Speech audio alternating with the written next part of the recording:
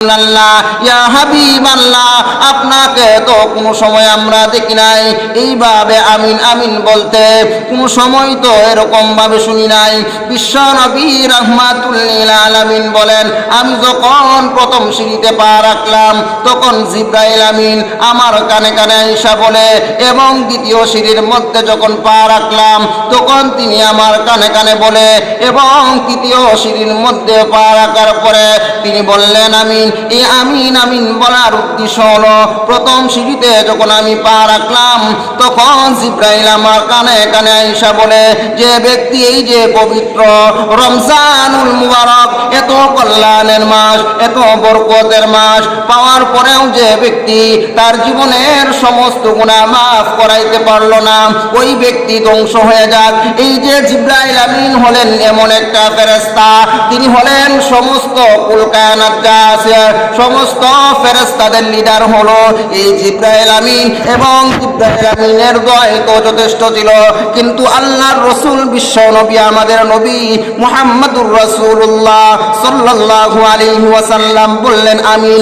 অথচ ফেরেশতা হলেন এমন একজন ফেরেশতা, সমস্ত ফেরেশতাদের লিডার হলেন জিবরাইল আমিন, উনার দোয়াটাই যথেষ্ট ছিল।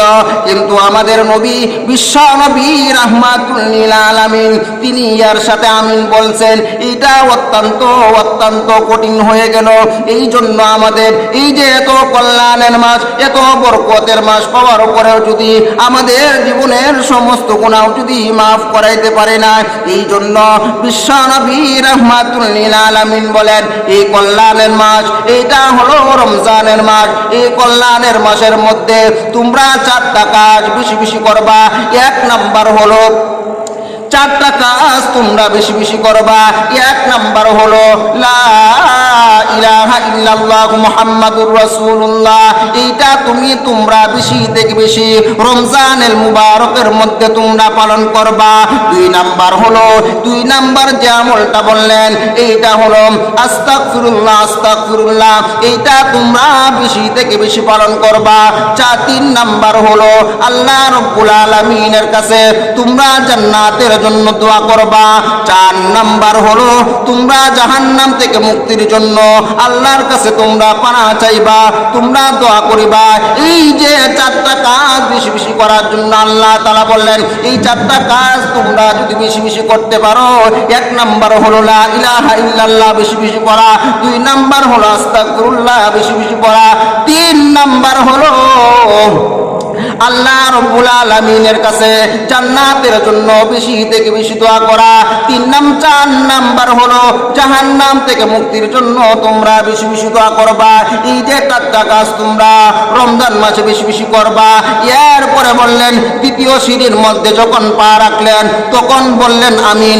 আল্লাহ নবী বিশ্ব নবী রাহমাতুল লিল আলামিন বলেন, 2 নাম্বার বিষয়টা হলো মা অথবা বাবা 2 জনকে দুনিয়ার মধ্যে পাওয়ার পরেও তোমরা তাদেরকে খেদমত করে তোমরা জান্নাত কামাই করতে পারলা না, ওই ব্যক্তি ধ্বংস হয়ে যাক।